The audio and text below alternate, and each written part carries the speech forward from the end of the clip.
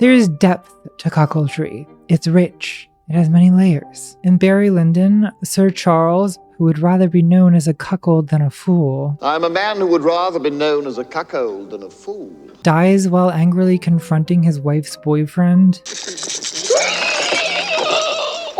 There's an intensity to this mix of jealousy and arousal that shakes him out of sexual complacency. But what is the nature of this arousal?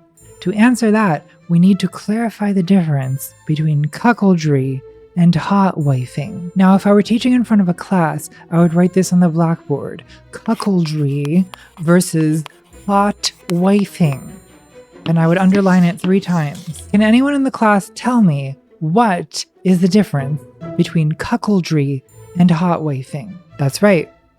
Humiliation. Write that on the blackboard. Underline it 3 times. Humiliation.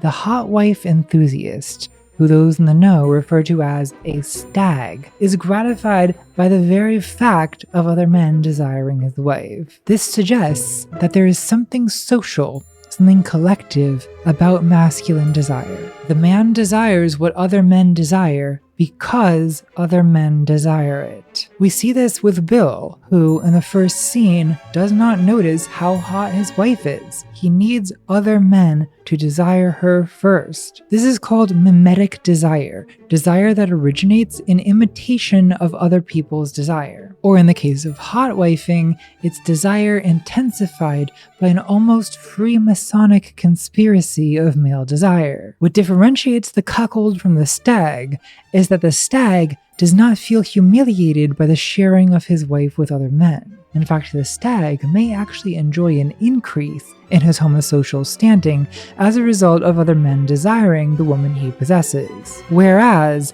the cuckold typically feels mocked. He feels his manhood is diminished by his wife's boyfriend, the so-called bull, who he perceives as more of a man than him, more virile, a better lover, better able to pleasure his wife. And it's this humiliation that's exciting to him. Is Bill Harford, then, a cuckold? Well, I think he could be. I think he could be.